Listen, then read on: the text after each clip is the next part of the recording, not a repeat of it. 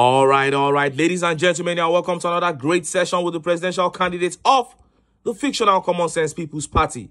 Now, during the presidential election campaigns, former governor of Kaduna State, EL-RUFAI, couldn't keep Peter Obi's name out of his mouth. He abandoned the business of governance in Kaduna State and focused on terrorizing Southern Kaduna indigents and talking about Peter Obi and OBIdients. At a point, he began getting into many heated debates with OBIdients. And when he said there was nothing special about the fact that Peter Obi paid debts and left money saved for Anambra, the debate hit another level. But by the time El-RUFAI left office, the domestic debt he left behind for Kaduna State was 64.54 billion naira. Other contingent liabilities, 16.06 billion naira. And a foreign debt of $577.32 million.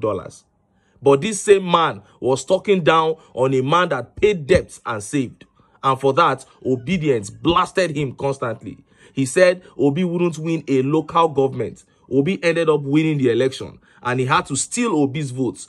And the same TINUBU that he stole Obi's votes for made a mockery of him during the ministerial appointments. Now, out of frustration, El-RUFAI has decided to quit politics and try his hands in business, another area where he would be very far behind Peter Obi. Before I show you how the papers reported it and how OBIdients mocked and called out his evil personality, let me quickly show you this speech. I call it the moment of truth.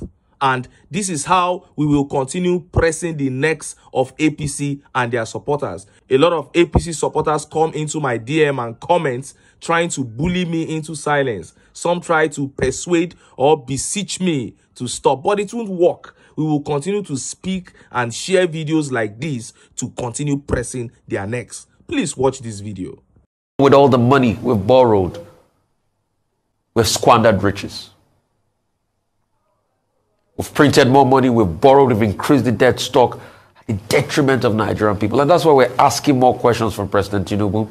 What are you going to do with this money you want to borrow now? Yeah, you might claim it's been approved before. What are you going to do with it? Because the supplementary budget the other time was to buy luxury cars and a couple of other things. Don't we feel sad that a position like the wife of the president, we're buying luxury cars for her, is not stated in the Constitution? Why do you need to do it? The president's wife said, oh, we are not coming here because we need your money. We're already rich before we came in here in the first place. They could have afforded their cars. Then we talked about the yachts. Then we all saw what happened. Now we're passing another loan. Is it after the state governors are spending billions of naira on frivolous activities and incurring more debt to the future generation yet unborn? Please humor me. If all these loans we take, if we can see the direct knock-on investment on Nigerians, I will be the first one to say, borrow more. We're seeing what you're doing with the money.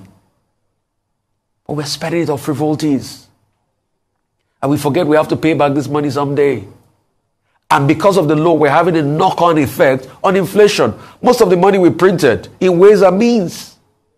But remember the inflationary pressures all of that brought, we've not settled all of that.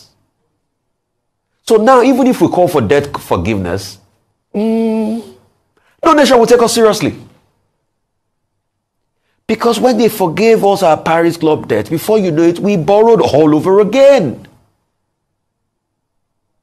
And we are squandering our riches. We're not making enough revenue. We're incurring more debts.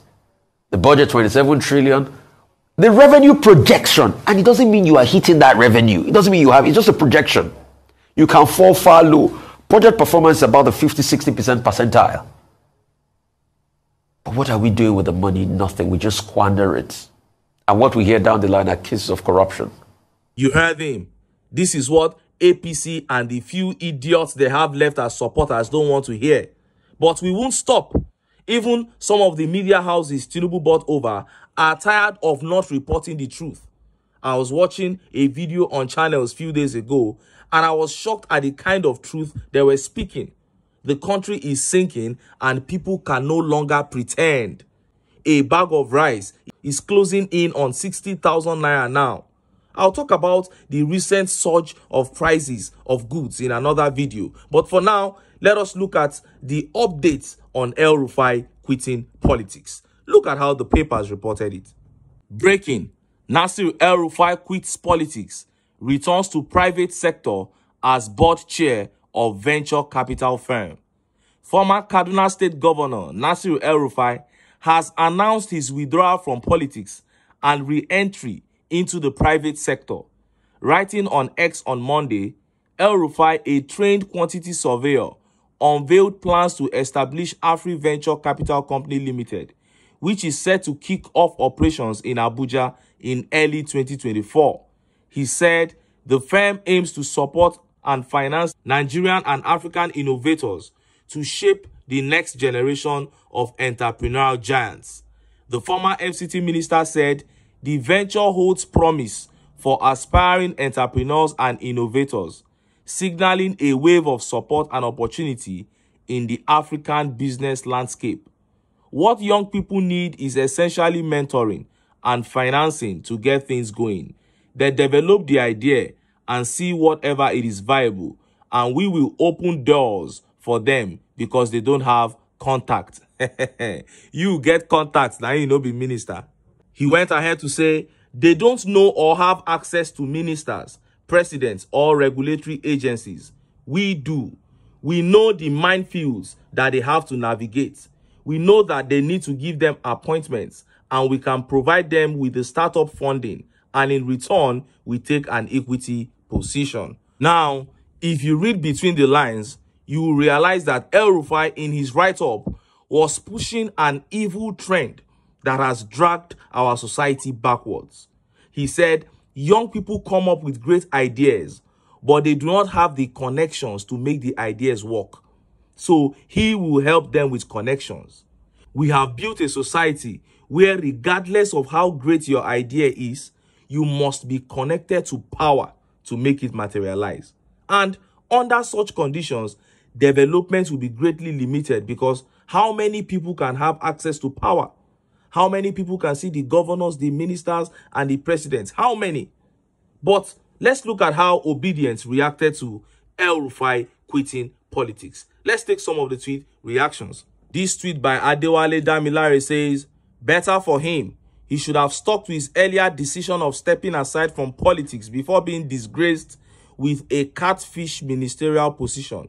Indeed, Malam was played. I'm telling you. And this tweet by Oladele Nahoro says, quit politics or strategizing for 2031 to paint his genocidal self in good light as a man that helped businesses through his venture, capital, and firm, as an economics technocrat who understands how to fix Nigeria's economy that will be in utter shambles in 2031. El-RUFAI is evil. This is another deep thought from Oladele. Oladele says he is pretending he wants to make a comeback, but it can never work. Everybody already knows him as an evil man. And Miko here says, Jagaban don't use this one head, retire him.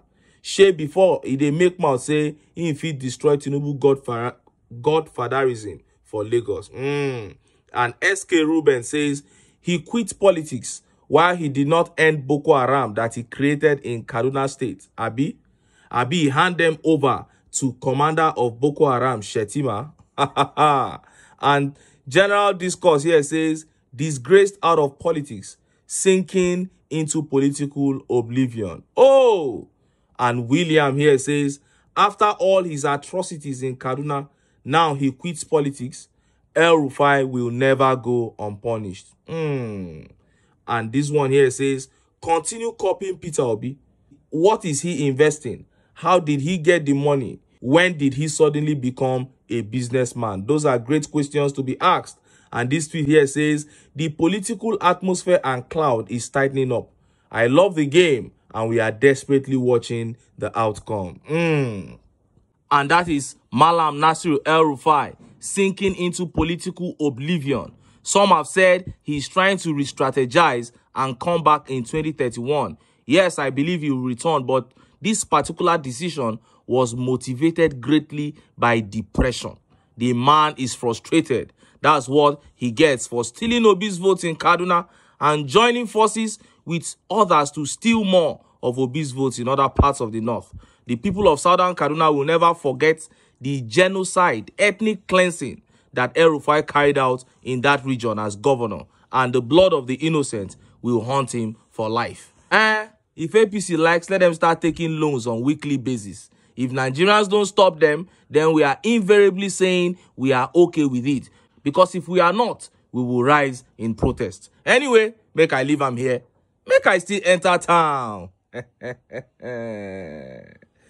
I go get some ogbonge political news wey una go like. Why? Because of una. Now I dey here. So, don't go away. Don't